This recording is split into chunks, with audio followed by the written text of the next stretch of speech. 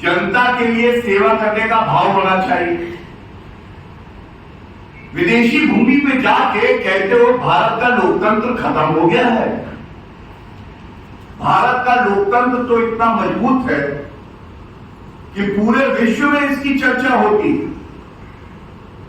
आप कहते हो अगर इस बार चुनाव में आदरणीय प्रधानमंत्री मोदी जी जीत गए तो दोबारा चुनाव नहीं होगा।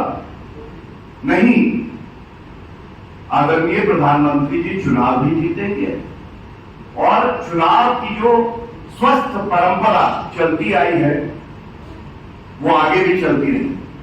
लेकिन आप ये जो भ्रम जाल फैलाते हो, जो डर फैलाते हो, जनता को इससे एलर्जी।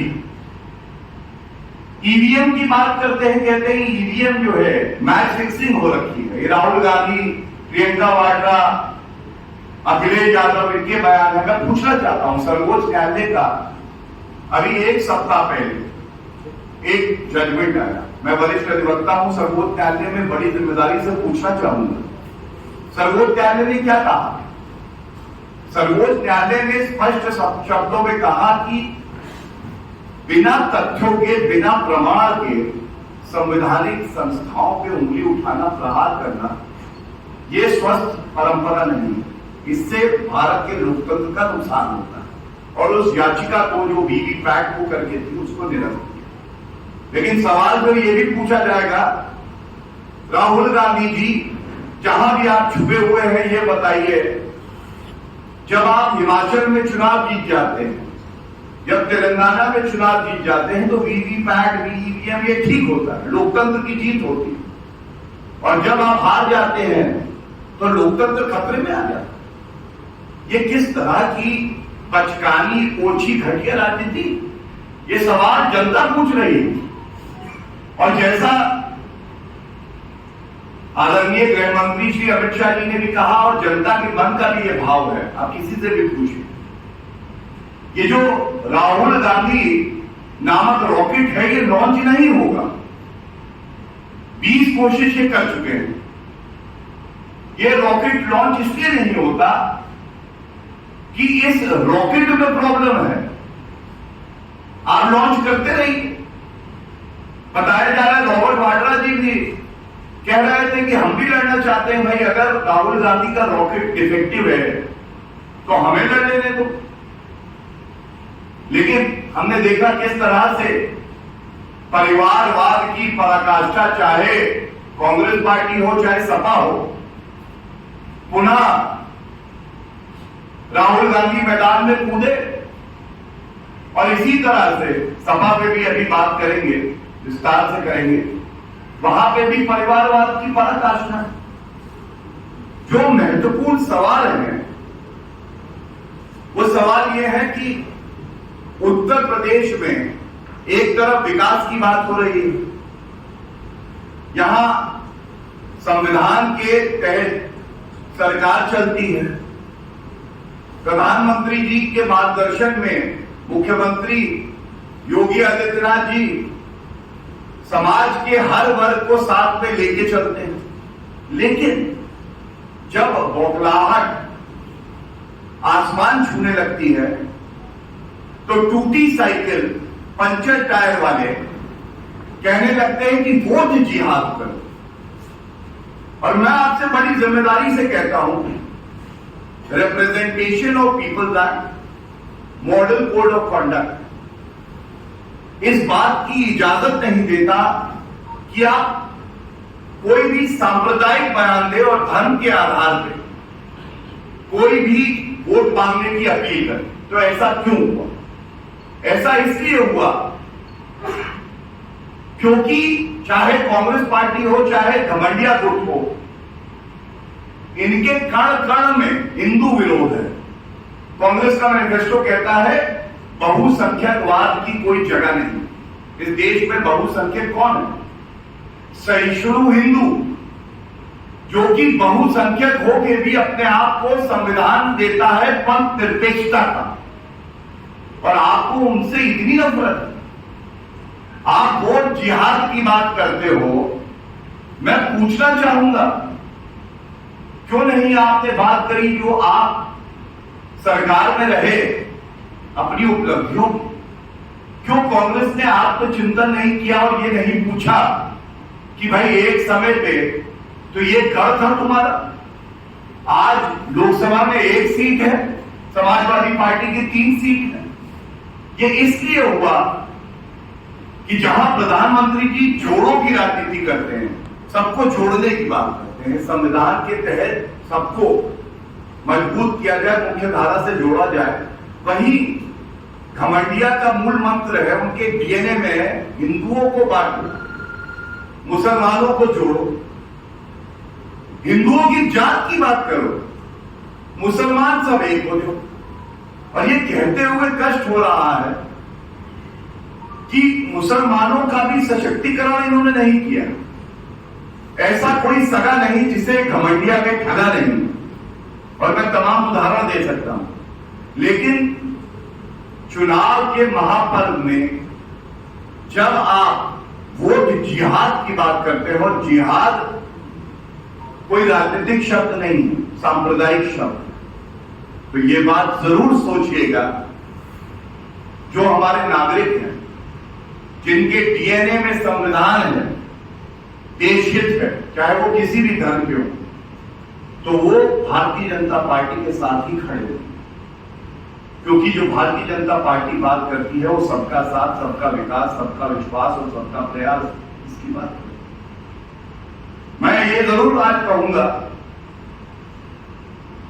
जब वोट जिहाद की बात हो, अखिलेश यादव उसे ठीक ठहराए, तो ये स्पष्ट हो जाता है, नेत्री ने बोला है लेकिन सोच जहरीली अखिलेश यादव, उनकी सहमति के बिना सपा में पत्ता नहीं हिलता है। तो ये बयान कैसे आया, और जिसको अखिलेश यादव ने ठीक ठहराया। दूसरी बात, पीडीए पीडीए पीडीए कर रहे थे, तो जनता आप कह रही है पीडीए क्या है? पीडीए है प्रहार, धर्म और आस्था। प्रहार बी से धर्म और ए से आस्था। प्रहार करो धर्म और आस्था पे, हिंदुओं को स्वयं श्रेणी का नागरिक मानो, और इसके तमाम उदाहरण हैं जो हमने देखा। और यहां ये कहना गलत नहीं होगा, और इस पे मैं आपका ध्यान आकर्षित करना चाहूंगा, विरासत में गद्दी मिल सकती है, बुद्धि नहीं। और ये बात मैं क्यों कहता हूं, मैं आपको उदाहरण के तौर पर बताता हूं। आदरणीय प्रधानमंत्री श्री नरेंद्र मोदी जी 22 साल से संवैधानिक पद पे हैं, मुख्यमंत्री, और 10 साल से प्रधानमंत्री। उनको कोई उपनाम नहीं मिला था, ईमानदारी से वो बार बार चुनाव जीते, जनता का आशीर्वाद प्राप्त। योगी आदित्यनाथ जी वो मुख्यमंत्री बने, 2022 में पुनः चुनाव हुआ, जनता ने आशीर्वाद दिया क्योंकि मेहनत करी। विरासत में गद्दी नहीं पाई थी, लेकिन बुद्धि थी, संविधान का पालन कैसे करना, जनता को साथ में लेके कैसे चलना। और 2 उदाहरण और दे दूंगा दूसरी तरफ के, कांग्रेस पार्टी, राहुल गांधी कहते थे कि अमेठी हमारा गढ़ है, गढ़ में हार गए। 80 सीटों पे 1 सीट पे आज है कांग्रेस उत्तर प्रदेश में। दूसरा उदाहरण अखिलेश यादव का, मुलायम सिंह यादव जी ने गद्दी पे तो बैठा दिया 2012 में, 2017 में रिपोर्ट कार्ड आना था आधे मुख्यमंत्री का, आधे मुख्यमंत्री का रिपोर्ट कार्ड आया, जनता ने लिखा एफ फेल, पुनः मुख्यमंत्री नहीं बने। क्यों? क्योंकि विरासत में गद्दी मिल सकती, बुद्धि नहीं मिल सकती। और इसीलिए जब ये वोट जिहाद का मुद्दा उठाते हैं, देश को बांटने का काम करते हैं, प्रदेश में नफरत फैलाते हैं, तो जनता जवाब देती है। मेरे 2 सवाल हैं आपके माध्यम से जो जनता उठा रही है, और आपके समक्ष मैं इसलिए रखना चाहता हूं कि लोकतंत्र में आप चौथा स्तंभ है। पहला, हमने देखा जात के नाम पे ये बांटते हैं। जगह जगह दौरे पे जब हम जाते हैं तो एक सवाल जनता पूछती है, वो कहती है हम भारतीय जनता पार्टी के साथ हैं। क्यों? कहते हैं कि समाजवादी पार्टी के गठन से लेकर अब तक जो पार्टी यादव परिवार के बाहर का अध्यक्ष नहीं दे पाई, जिसको कोई व्यक्ति यादव परिवार के बाहर का योग्य नहीं मिला कि वो अध्यक्ष बन सके इस पार्टी का, वो किसी का क्या हित करेगी ना? ये सवाल है, उत्तर अखिलेश यादव ने चुनौती देता हूं आपके माध्यम से। और दूसरा, इस पे भी विचार करिए, 4 करोड़ मुसलमान की बात करते हैं, 4 करोड़ मुसलमान उत्तर प्रदेश में हैं। कहते हैं कि मौलवी अखिलेश, 4 करोड़ मुसलमानों में आपने 4 टिकट दिए और यादव परिवार के 50 सदस्य मान लेते हैं, 5 टिकट दिए। तो अपने परिवार का मोह इतना है कि 5 टिकट दे सकते हैं, और जिसके बारे में आप कहते हो उनको भी आपने ठगा। ये सवाल है जो उठाए जाएंगे इस मंच से। और एक बात कह के अपनी बात का खत्म करूंगा, आपके सवाल दूंगा उसके बाद। प्रधानमंत्री जी ने कल एक बात उठाई, उन्होंने जनता को भरोसा दिया है कि संविधान की संगत बात होगी। संविधान में लिखा है कि धर्म के आधार पर भेदभाव नहीं हो सकता, और सर्वोच्च न्यायालय का फैसला है कि धर्म के आधार पर आरक्षण भी नहीं हो सकता। प्रधानमंत्री जी ने ये बात इंडिया अलायंस से पूछी है, खासकर तुष्टीकरण की राजनीति करने वाली कांग्रेस पार्टी और सपा से, कि क्या आप जनता को ये विश्वास देंगी कि SC ST OBC पिछड़ा समाज जो है उसका हक लेकर आप तुष्टीकरण की राजनीति नहीं करेंगे और आरक्षण के नाम पे मुसलमानों का भला करेंगे और SC ST OBC का हक छीन लेंगे? क्या ऐसा होगा या नहीं, ये आप हर नागरिक को आश्वस्त करें। और जहां जहां कांग्रेस की सरकारें हैं, कर्नाटका से तो मैं होके आया, वहां पर जो गैर संवैधानिक था उसको पलट दिया जब भाजपा की सरकार थी। जब कांग्रेस की सरकार आई तो वापस वो धर्म के आधार पर आरक्षण लिया। आज सवाल ये व्यापक है कि जो संविधान के रक्षक होने चाहिए थे वो संविधान के भक्षक कैसे हो गए, संविधान को तार-तार क्यों कर रहे हैं।